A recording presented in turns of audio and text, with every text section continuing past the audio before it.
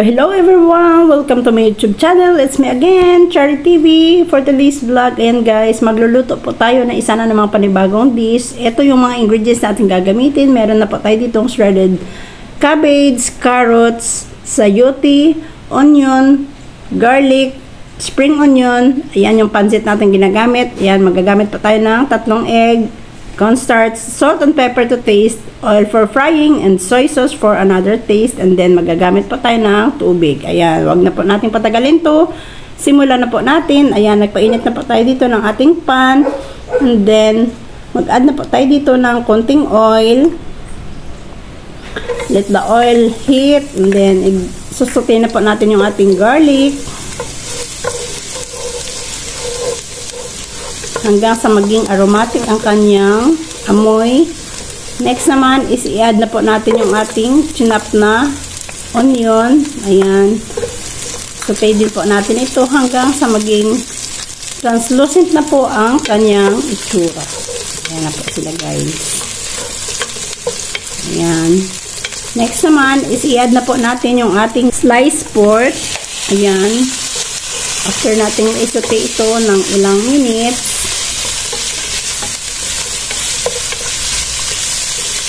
ayan, isusutay muna natin siya para absorb din po ng ating pork ang ating sinutay na iba pang ingredients. And then next naman is ilalagay na po natin yung ating slice na chicken. Yan guys, kapag ganyan na po ang kanyang itsura, pwede na tayo dito mag-add ng ating sauce.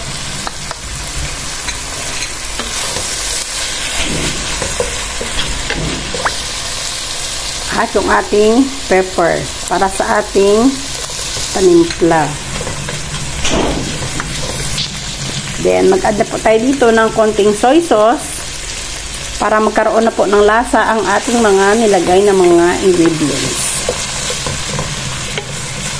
Mix well para makombine ang lahat.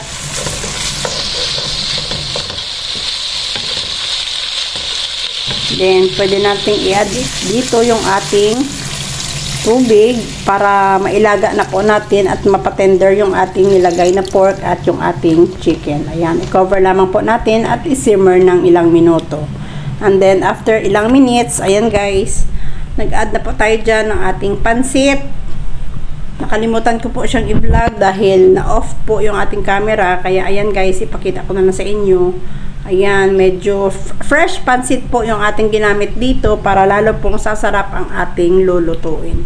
And then, ayan guys, gumawa na po tayo ng slurry. Pinaghalo lamang po natin yung ating cornstarch at yung tubig. And then, nilalagay na po natin dito sa ating sabaw para lumapot po siya. And then, i-add na po natin dito yung ating shredded na cabbage. Ayan. Halo-haluin para mag-combine po ang lahat.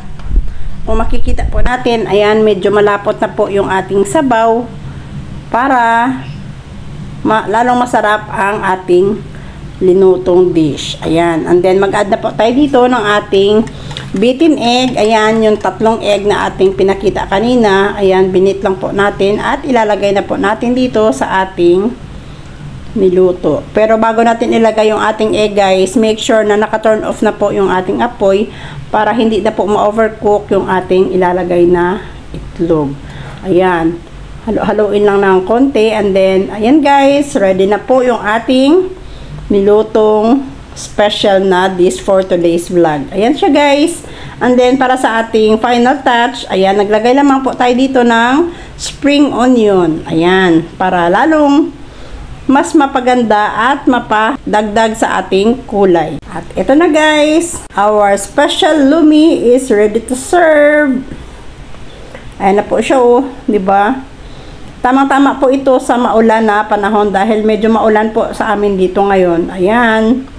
'Di ba guys, kung makikita po natin, ayan, umuusok-usok pa po siya dahil bagong luto po talaga sa ating kalan. Ayan. Ano pang inaantay nyo guys? Magluto na rin kayo nito para lalong sasarap at gaganda ang ating araw kapag meron po tayo ditong nilutong special lumi. At eto na po ang ating final product ng special lumi.